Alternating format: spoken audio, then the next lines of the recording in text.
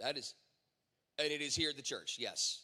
All right, that's it for our announcements. So now we're going to transition over into our message. And this month is our Compassion Month. And what we've done differently this year from years in the past is we're extending this through December. So we're calling it our season of giving. So from now until December, we're taking in a special offering, right? A compassion offering. This offering goes above and beyond our regular giving and our regular tithing, and every penny that comes into this compassion offering is designated and set aside specifically for ministry with the poor.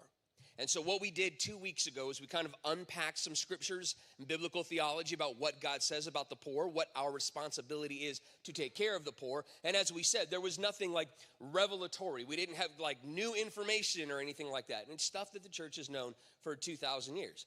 Jesus cares for the poor. Jesus tells us to care for the poor.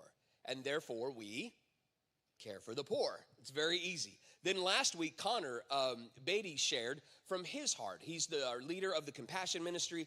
He came up. He also shared a lot of the different things that we've already done, but also as a Compassion Ministry leader, different things that we're looking forward to doing in the coming year through Compassion Ministry. And so if you didn't get a chance to hear him last week, I highly recommend that you go back, watch the beginning portion of that where he lays out the vision. But he also really challenged us.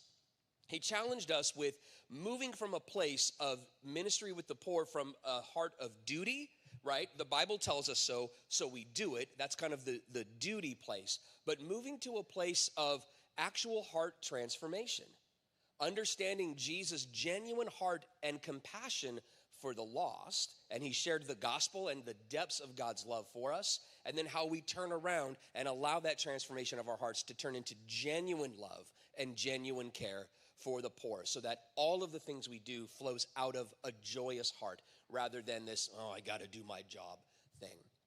Today we're continuing through on what we're going to be doing with our ministries and partnerships, and one of those is with Heartbeats.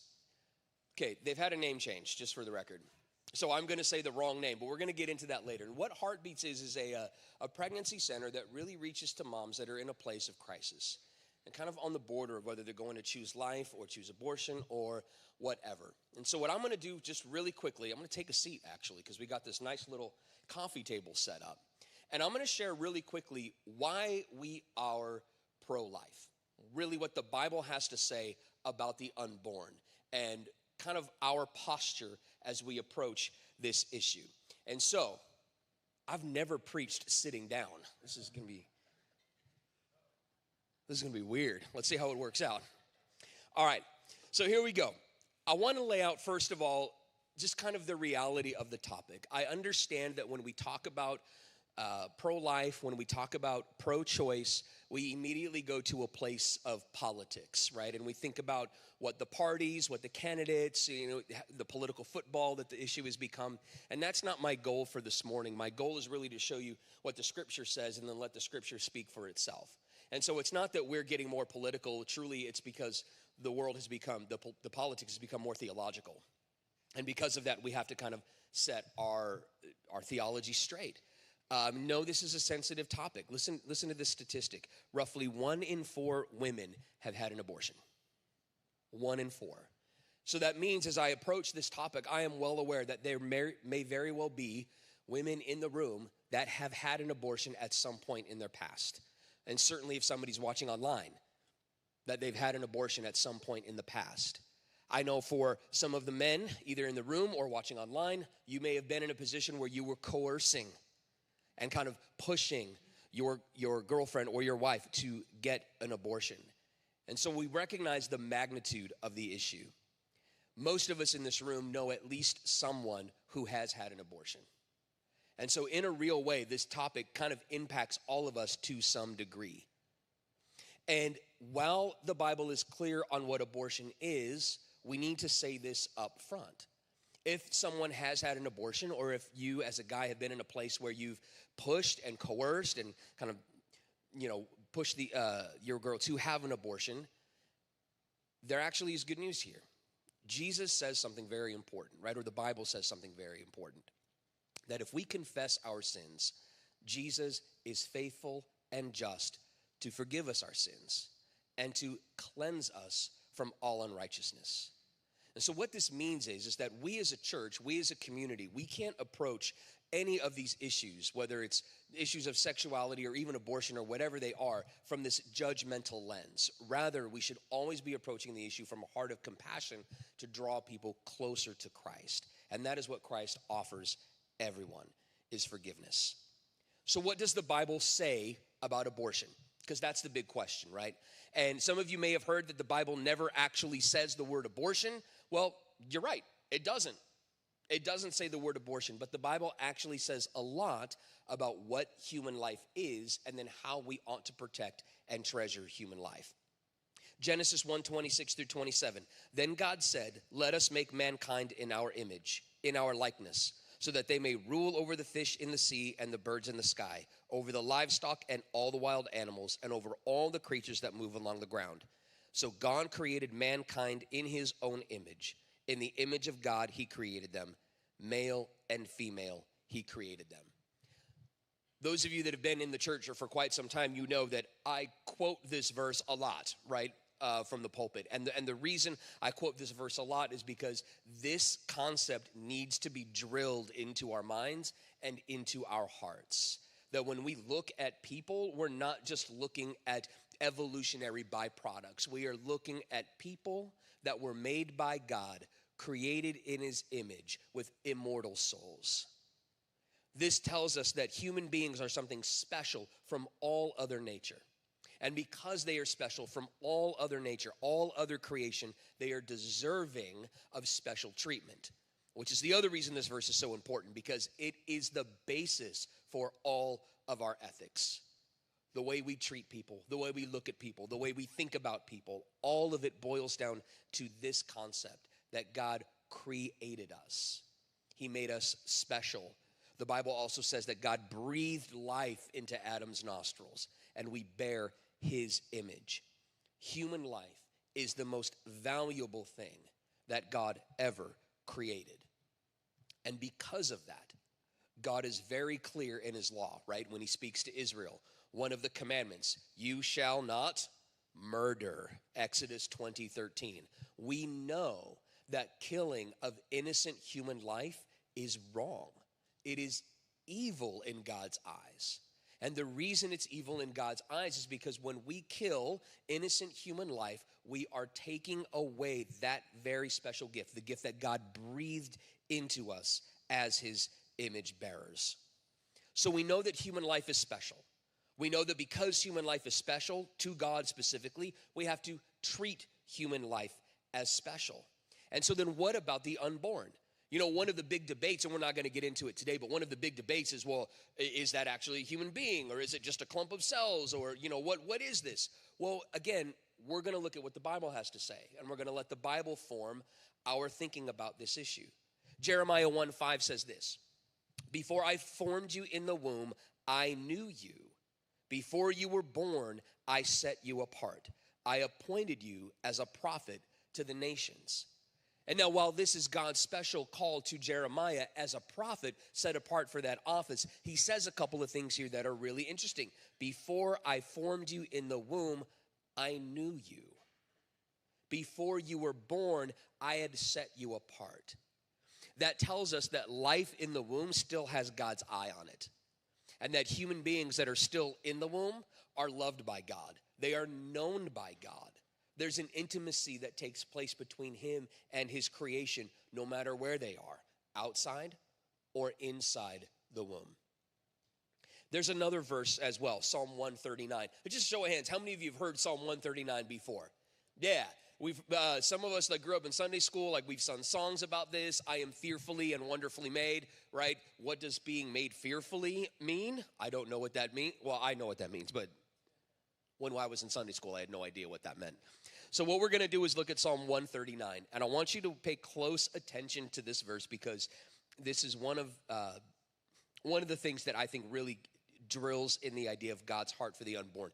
I want you to pay close attention to this poetic language that David uses to talk about God's knowledge and God's involvement in the making of the unborn. Did you catch that? Listen to David's language about God's involvement in the making of the unborn. You have searched me, O Lord. Oh, I'm sorry, verse 13. I'm reading in the wrong place. Here we go, verse 13. For you created my inmost being. You knit me together in my mother's womb. I praise you because I am fearfully and wonderfully made. Your works are wonderful, and I know that full well. My frame was not hidden from you when I was made in the secret place, when I was woven together in the depths of the earth. Your eyes saw my unformed body. All the days ordained for me were written in your book before one of them came to be. What David's doing here is declaring God's knowledge of him. And as such, we can take that logic and follow it. God's intimate knowledge of every single person in this room. And God's intimate knowledge of every single baby that's still in the womb. The other day, we were praying for Noah, Brian and Justine's baby, praying for his healing. And one of the things that we prayed for and said during that prayer is, this young man, no matter where his development is made in the image of God. And God is involved in the formation of this young man, this unborn baby. So I want you to listen to this language.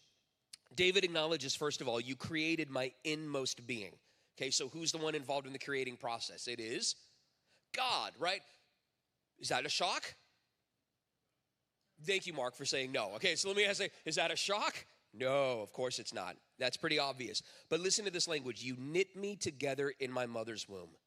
David repeats that same concept later on, where he says, my frame was not hidden from you when I was made in the secret place, when I was woven together in the depths of the earth.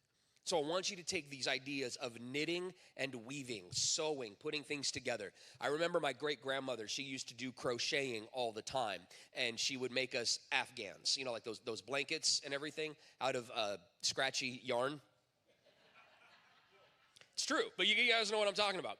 But, you know, I would watch, she was my great-grandmother. I would watch my great-grandmother do these things, and the time it takes to stitch something together. That's why when something rips, we outsource that.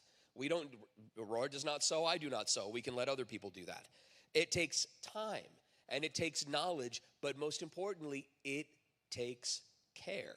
You can't sew sloppily. You have to, when I watched my grandma do this, she would have to pay close attention to every pull of the yarn and every stitch that she made.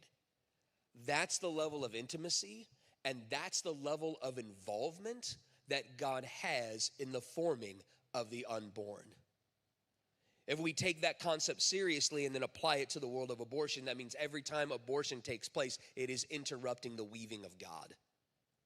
It is interrupting his hand-woven guiding of this human life that's being formed. The other thing is intimate knowledge. David in the same psalm talks about God knowing the hairs on our head, and we don't know that. So not only is God intimately involved in the process of the weaving, but God intimately knows every single unborn baby.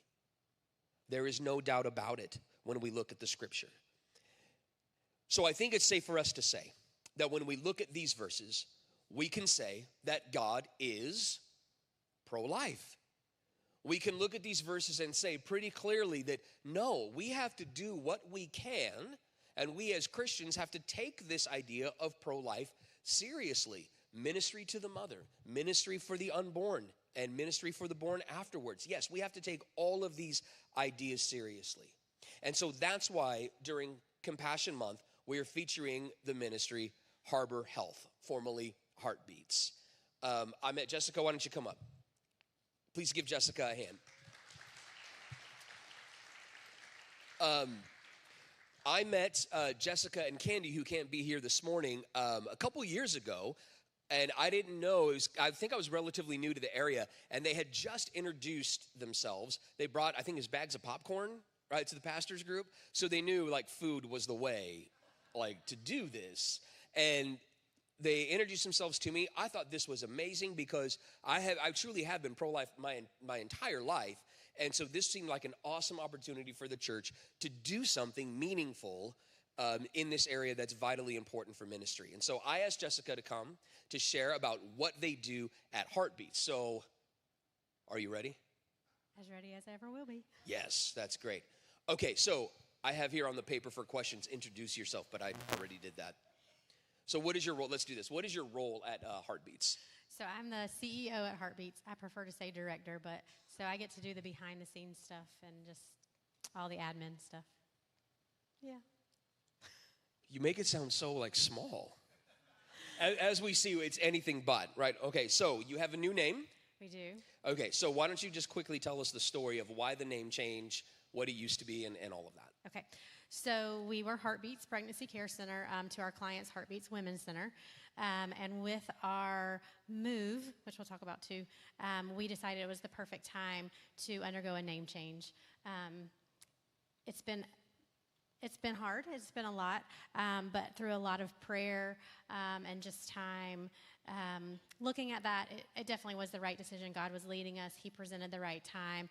And I still call it Heartbeats too, so I get corrected at the center as well. But there are a couple of reasons. I don't know if you can read that, but just a big thing. Number one, what was really important to me was Heartbeats had such a meaning. So to change something that had such a meaning and said what we did in it was a really hard thing. So I wanted to make sure that when we changed our name, we changed it to something that had meaning as well. So Harbour means a place of refuge and safety, and that's what we're all about at Harbour Health, is just being a place of peace in the middle of uncertainty. We want to reach these women where they are. A big driving factor in changing our name was research shows that women who are seeking abortion or looking for options are not likely to come to a place that has a Christian name or a pro-life name. So obviously Heartbeats kind of says, hey, we're all about both hearts is what the reason was, is why that name came about. So we wanted to pick a name that would be a little bit more neutral, so that would give us the opportunity to reach these women in need. Because without that opportunity, we can't share the truth with them. So that was the biggest thing, to going to a more neutral name in that aspect. Another big thing is pregnancy center in this political climate, as Josh mentioned earlier, has such a negative connotation.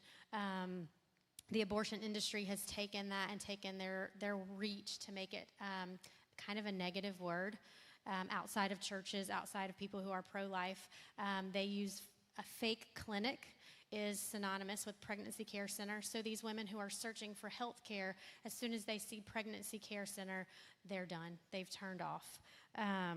So that's like a PR thing, like slandering organizations like yours, to say like they're fake, they're not real, don't go there. Which is actually kind of interesting if you dig into it. We are not yet, but it's something in the future that we would really like to do. A lot of pregnancy centers are becoming accredited. So there's a thing called AAAHC accreditation, which a lot of hospitals have. It's very widely known in the medical field. So that's something that we are interested in. It's a lot of money, a lot of time, and we'll get there. But what I found interesting in that research was to find out that abortion clinics are actually accredited by themselves. So it's crazy. They have their own organization that accredits their centers. So it's nothing medical that's across the board or anything like that. So these people that are accrediting themselves are turning around and telling centers that actually have full-on medical accreditations that we are fake clinics. So and they won't extend you the accreditation either. Well, we don't want it from them, but I will for sure. And I think the next slide talks about the PR. So we can jump into that. Sure. So this is a huge battle for pregnancy centers and pro-life organizations. It's just going against, I'm sure you've heard these, I know, especially during the political race, these were out there all over. The women's choice, women's health care, the clump of cells, these are all things that we are battling. The misrepresentation in our culture is huge. The fake clinics we talked about. I found something, I was writing this down earlier. So I looked up abortion because this goes to our biggest battle, is just education. So being pro-life, it's super important for you to have the facts. If you're pro-choice, know the facts. Just like if you dig into it, you've got to know what you're talking about. So the definition of abortion is actually, this was from the Oxford Dictionary, I don't know, but it said it's the deliberate termination of a human pregnancy. And then the second definition, this one I felt was super interesting. It said, an object or undertaking regarded by the speaker as unpleasant or badly made or carried out. I didn't make it up. I just Googled it. But what's funny is, well, not funny. What's awful is that Planned Parenthood and pro-choice advocates are messing up our language. They're calling abortions health care. Well, if you go to an abortion clinic and you have an abortion, they tell you afterwards, do not come back. If you have any complications, if anything happens, don't come back here. Go to the hospital, go to the ER. And you don't have to tell them that you had an abortion. So, I mean, I don't know about you guys, but when my kids had an ear infection, what did the doctor say? In 10 days when the medicine's over, come back. We want to check it out. We want to check you out, right? Or if you are sick, they want to follow up. There's some follow-up to healthcare. But when you have an abortion, don't come back. We don't want to see you again. And if you need help, don't tell them you had an abortion, which is another thing. So when you look at statistics, a lot of abortions are not reported, so you're not seeing the full picture. And with that, you can also have complications from the abortion pill. Up to 4 to 5 months later, you can bleed. So these girls that may have complications later may not even know that it's from the abortion pill. So there's just a huge battle. Another stat is 79% of women who had abortions reported not being informed about alternatives. So pro-choice says, my body, my choice, but 79% of the women say they were not given a choice. That's not choice, that's coercion. Wow. I don't even know. I could talk about this. This is, sorry. And actually, that's true, because when we met to go over this, it was probably like a 3-hour meeting of us just venting back and forth. I told Josh, I said, if you want me to talk about this part, the misinformation and the education that our society is lacking, then it might be a while, so you're going to have to cut me off. But if you have questions later, just come see me. We can talk about it for hours. But it is, so that is a big piece of what we do, is just the education piece. Education on what abortion is, what happens to your body. And there is no, so I met somebody who said. Switch mics with you, sorry. This one's not working. Better? Yeah. Sorry. Oh, sounded loud to me. I met somebody who said that this has been many years back, but that they went to an abortion clinic. They really didn't want to have one, but they didn't know what other options they had.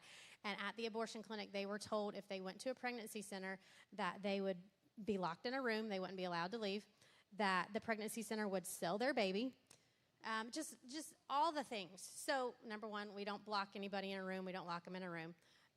And we do talk about all the options: abortion, pregnancy, and adoption, because it's important for them to understand if abortion is an option for them, as much as we may think it should not be one, it is, then they need to be educated on what that choice looks like. Yeah, that's really good. And the reason we wanted to, even though this is kind of like just dipping our toes in the water of the kind of like political PR game that goes on over this topic, the reason we wanted to do it is because it kind of helps illustrate why an organization like Harbour Health is so important, right? As we heard, like actual health, not really a part of this, right? On the other side. And then there's just flat out lies. Like if you think about the lie that was told, oh, they're going to lock you in a room and all this kind of stuff. It makes it sound like a dungeon to someone who's at probably the height of emotional crisis, right? That's just flat out manipulation. And so that kind of illustrates the importance of Harbour Health and what you do. And so I think that kind of segues into the next part, right? Is what is your actual mission? And then kind of after you tell your mission, what are some of the services that you provide? So we just changed our mission too, just to make it a little bit more clear. So our updated mission is that we exist to empower women and men to make life-affirming decisions concerning pregnancy, parenting, and sexual health through compassionate care and education. But at the heart of all that we do is our goal to share the love of Jesus, both in word and in action. And our services, so we have a lot of services. We do pregnancy testing and ultrasound. So we want to help the moms see the life growing inside of them. We do options counseling, which is what I talked about before, actually going through those 3 options for women and educating them on each option. We work with with adoption agencies. So if they are considering, then we have a couple agencies that will come in and talk with them one-on-one as well. We do mentoring for clients. So we pair women and men with a mentor who walks beside them. We do parenting classes and life skill education. With that, they earn material and practical assistance, anything they need for a baby: diapers, wipes, formula, car seat, crib, all the things. We do have post-abortion healing programs. So if we are working with a woman and she chooses abortion, we don't just say, oh, sorry, you made the wrong choice, you're done. But we do follow up, and we do try to get them plugged into a Bible study to heal from that. Our newest service, which I'm really excited about, is that we're going to start here within the next month or so to provide STD testing for women and men in the community. We're excited about that because we feel like it gives us the chance to reach them before there's a pregnancy decision, to do educating, to talk about God's plan in sex and when it's healthy for them, and just educating, which is a huge piece of what we do. And then our fatherhood program, which Josh and I had a good conversation about. It's struggling right now. We're working on it. Appreciate all the prayers for that, just as we see how we can reach these guys that we want them to be involved, because we see that when they're involved, it just makes a big impact, both for the mother and for the child. And every service that we have is completely free and confidential. We don't charge for anything that we do.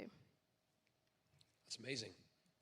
And you can kind of see, like, when you listen to all of the things that Heartbeats does, this goes beyond, like, oh, here's an ultrasound of your baby, good luck, right? Which is kind of how the other side of this works, right? Like, get the abortion, good luck to you, right, as they go out the door. This is comprehensive. But there's another element to this, too, if I can highlight it really quickly, because that was like a lot. I'm glad you have the chart, because there's a lot of different things. But the gospel is a part of this package, right? This isn't, it goes beyond medical help.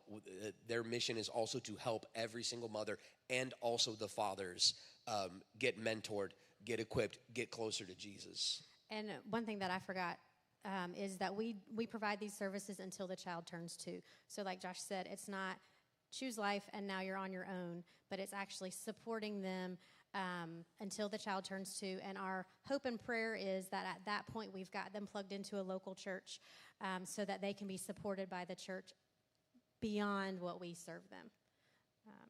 Yeah, that's great. So now this is the other portion where we get into brass tacks, right? The numbers. So I asked Jessica, I said, okay, give me the numbers. And she said, how many numbers? And I went, all of them, which technically is infinite if you're following, but it is a lot. But tell us the numbers. Like, what is the scope of your reach? Like, how many women, how many ultrasounds, all of the things.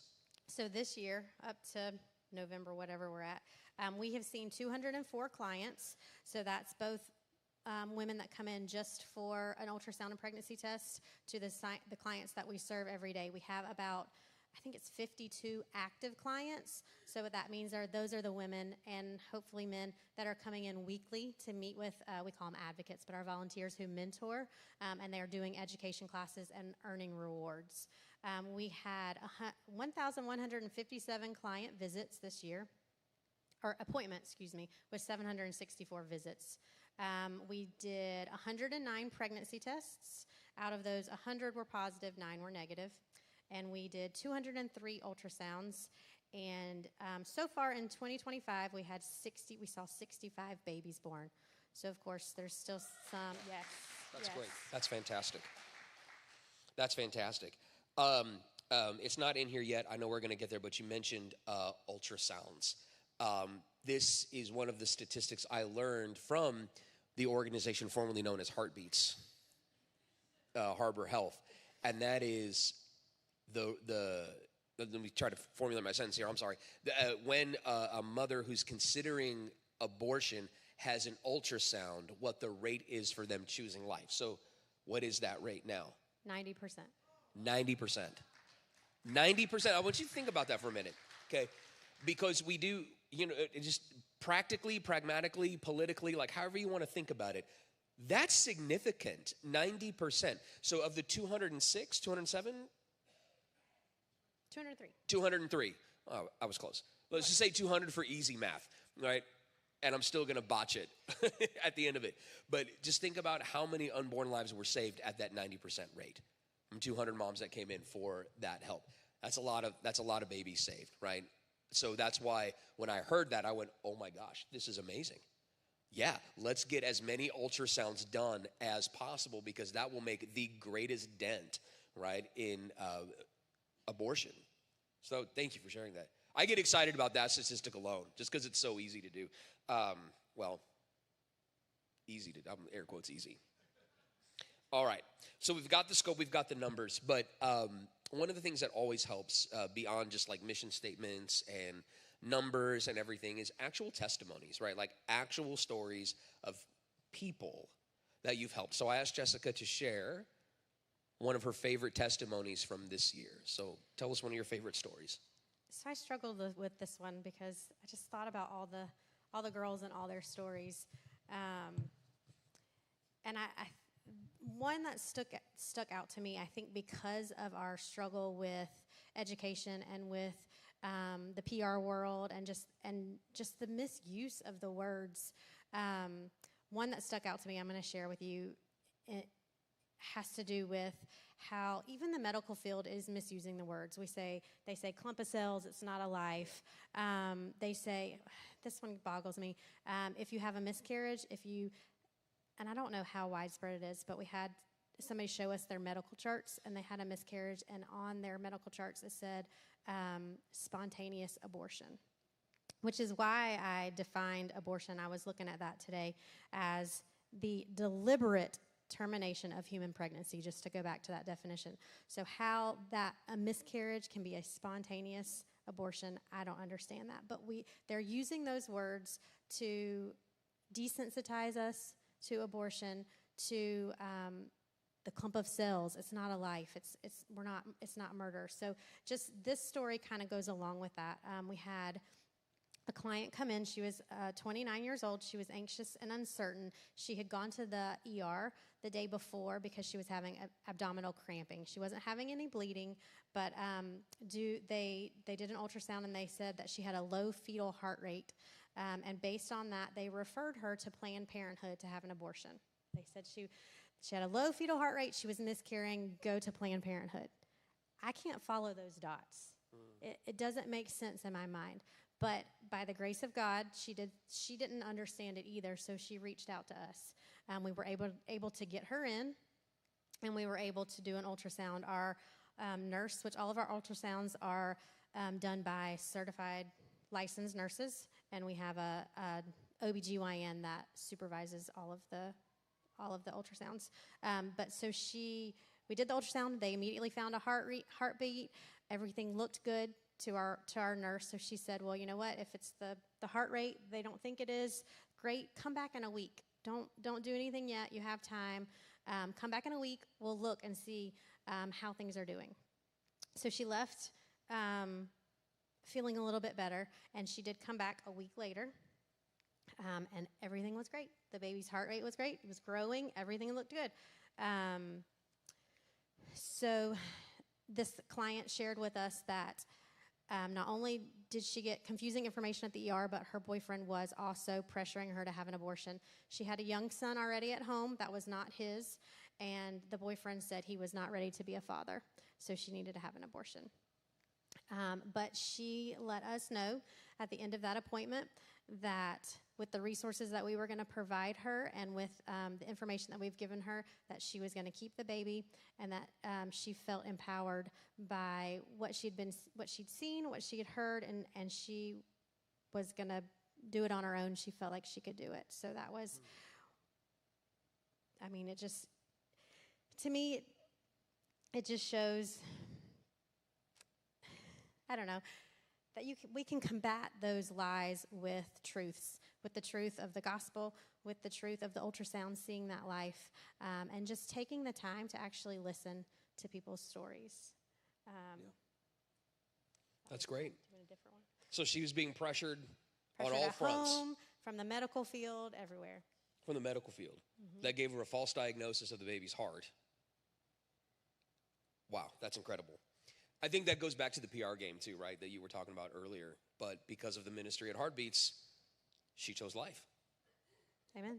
Amen. That's an incredible. So one of the things I love about this too is, like, again, this isn't just abstract numbers. These are real people. When I visited earlier this week, there was a group of women that were there for the mentoring and for the counseling and everything. And if you guys, by the way, haven't been to their new facility, those of you that have been in the Denver area for a while, you knew where it used to be up on 150. Well, now it's in Smithstone. Interestingly enough, the street name is Smith Harbour, and now they're named Harbour Health.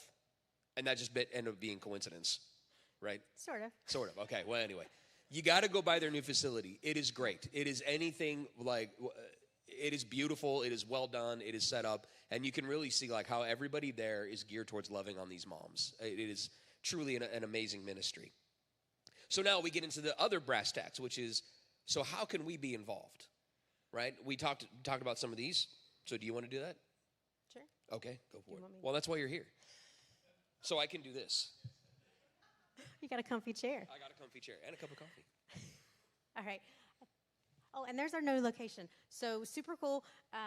We have 3 ultrasound rooms now. So we went from 1 to 3 so that we can put that stat into play. But also abortion clinics know that stat. So if you go to an abortion clinic, they have to do an ultrasound by law before you can have an abortion. And their trick is they turn off the screen. You don't get to see. So, yeah. But yeah, come by and see. We had a group class going on when Josh was there, so it was a little bit crazy. But it was good. Okay, so how you can get involved. We have things every year that we do. So first, let's see. You said go chronologically so we don't mess anybody up. At Christmas, we'd call it Christmas at Heartbeats. We have where you can adopt a family. And I actually brought some here in case you guys were feeling led. But you can, it's kind of like an angel tree, but all together. So we just provide gifts for our clients to help them out this time of year and to show the love of Christ. So that is coming up. The presents have to be back at the center at December 15th. We do an annual banquet, which is our biggest fundraiser. We raise about 75% of our budget at that banquet. So that's coming up on March 27th. It's at the Crow Mansion. You do buy tickets for that and then come. Like I said, it's the biggest fundraiser. You get to dress up. We have a speaker. We usually have some music going. It's really cool. Good food, too. The food was good. Yeah. We also have our Walk for Life, which just passed in September. I think I saw some of you guys, so there, thank you. It will be in September again. We don't have a date nailed down, but I know we will let you guys know and would love you to come support us in that. That one's a really good one for families to get involved. Have your kids come out. We had it at the Rescue Squad Park. We'll probably be there again. Walk around, play. It's a peer-to-peer fundraiser, so you just ask somebody to donate $20 for you to go walk. And you'd be surprised how many people will do that. So those are our big events that we have each year. We also have all of those volunteer opportunities that go along with the services that we provide. So there's the mentors. They come in weekly and meet with clients. Nurses, if you're a licensed nurse, we train you to do the ultrasound, so you get to go in and do that. Let's see. We have people who just come in and organize our boutique. Everything in there is donated, so clothes, the diapers, all the things that the clients can get. We have coin counters. We do a baby bottle fundraiser throughout the years where different community groups it's kind of like a penny war or whatever. They put money in there, so we have to count it and roll it. So that's a super easy one. That's as needed if you want to help with events. We have a medical mobile unit, which goes out into the community so we can do ultrasounds at your doorstep. We don't usually go to somebody's house.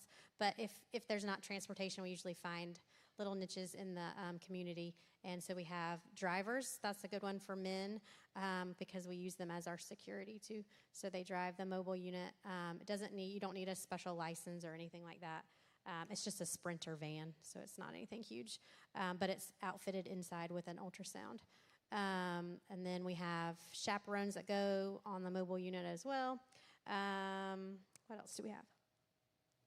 That's a lot already. right? Special events, those things we talked about. Oh, we do group classes. So if you have like something like if you're a financial advisor or a chef or whatever, we do group classes for our clients. We have them come out at least once a quarter. We try to do more than that. So if you want to facilitate a class, that's a good one too. And it can be in the evening. So if you're working, that's a good one to do outside of working hours, which is what Josh was there for. We were doing a debunking therapy class. So kind of getting rid of those myths around therapy, because a lot of our clients do need professional counseling just to get through their trauma and different things. That's good.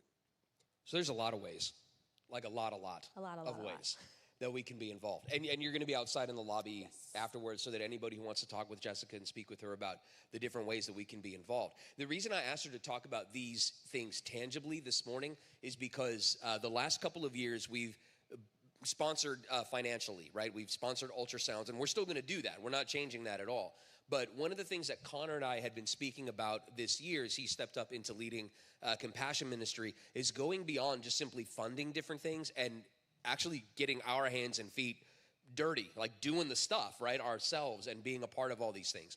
And so that's why I asked Jessica to share these different opportunities. And there's one that I want to share really quickly, if I can, that I think is really important for us. Remember, fathers are involved in this process too. There's a bunch of men, young men, that need help, that need counseling from other men, that need mentors as well. And Jessica and I were speaking, and it's been kind of a challenge to get that off the ground. And part of the reason that's a challenge is because of the schedules of men that are actually able to be mentors, right? A lot of us work, a lot of us have full schedules. But if something like that, where like you would take a group of 3 or 4 guys that are about to be fathers, but they're in this moment of crisis, but you want to mentor them. You want to kind of help them prepare for what's coming as far as fatherhood is concerned, and you want to help tutor them and disciple them in Christ, and there is curriculum available. So you're not just going to be doing this on your own, right? But if that is something that interests you, speak to Jessica this afternoon, because part of the challenge has been getting guys that are willing to step up to do that. And let's be clear, kids need fathers. They need fathers. And so that mentorship role is vitally important. So if that's something that right now, as I'm saying that, God's kind of like pushing you on the back. He's kind of like pulling on your heart. And even if you're going, oh, I don't know if I want to do that, have faith. Go speak with Jessica afterwards. And most of our, like any of our volunteer roles that are client facing, so you would be speaking to a client or mentoring them, there's training for all of that. We are not just going to throw you in. There's training, and then there's observing, and then there's leading while being observed. So somebody's in there to help. There's lots of different stages. So we're not throwing you to the wolves. That's right. So Jessica will be out there later to kind of help with that. One other thing I wanted to talk about is with the actually doing things with Heartbeats and for Heartbeats is Chris Cosby. Can you raise your hand really quickly, Chris? Chris is on the compassion team as well, and she agreed to step up and be our official liaison with Heartbeats. And can we give Chris a hand, please, because that's vitally important. Those of you know, one of the skills that I don't have is juggling. And so we can talk about all these great initiatives and all these things, but without people within the church to actually help get those things done, I can't juggle and manage them all. So Chris, thank you for stepping up with that. So she'll be letting us know about things. We'll be able to promote things. If you have ideas or you need somebody to talk to, she's our go-to person, liaison with Heartbeats as well. All right. So now let's talk about financial support, because it is Compassion Month. It is the season of giving and the offering. So 90% success rate for ultrasounds, right? How much does an ultrasound cost? We laugh because it's hard to come up with an exact number, but we say... you can't say that out loud. Oh, you just gotta $150. So cover the machine, cover the nurse, all the prices. That's the best that we could come up with. So $150. We want to try to be as accurate as possible. Understand. So then our goal, I was talking again with Connor. Connor and I kind of set all of these things out. Our goal for this year is to sponsor 50 ultrasounds. Okay, and I did the math ahead of time to make sure that I did it right. 50 ultrasounds comes out to $7,500 that we want to fundraise for Heartbeats. And at the 90% success rate, I don't That's incredible, right? That's an incredible thing. So in your chair backs right in front of you is the Compassion Season of Giving flyer. It explains what we're doing, a little bit of what Ministry with the Poor looks like, but it also tells you our goal for this year, right? Last year we raised $26,000 for the Compassion Offering. So this year our goal is $30,000 for the Compassion Offering, and $7,500 of that will be going to help fund ultrasounds at a 90% success rate for the pro-life cause. That's amazing. That's amazing. There we go. I love it. Yeah, you can clap for that. That's great. Thank you. So, did you have anything else that you wanted to say? You said earlier about the church and being the hands and feet. I found two statistics that I felt like went with that. Said more than 4 in 10 women were attending a Christian church at least once a month when they had their first abortion. 4 in 10. Wow. And then to follow that up, it said 52% of churchgoers who had an abortion say no one at the church knew. So I guess I would challenge us to lead with compassion, to lead with caring, but to also lead with options. If you know somebody in that situation, encourage them. There's groups out there for single moms because that started basically because they were in the church, and when they said as an unwed mother they were pregnant, it was, oh, I'm sorry, or you can do something about that. You can get rid of that baby. Within the church, it's a life, it's a blessing, no matter how it's conceived. So I guess I challenge you and me to look at it that way. No matter how that life is conceived, it is a blessing, it is a creation, God's creation. So let's show love and compassion and send them our way. We'll love on them too. Wonderful. Thank you, Jessica. Thank you for having me. Absolutely. Please give Jessica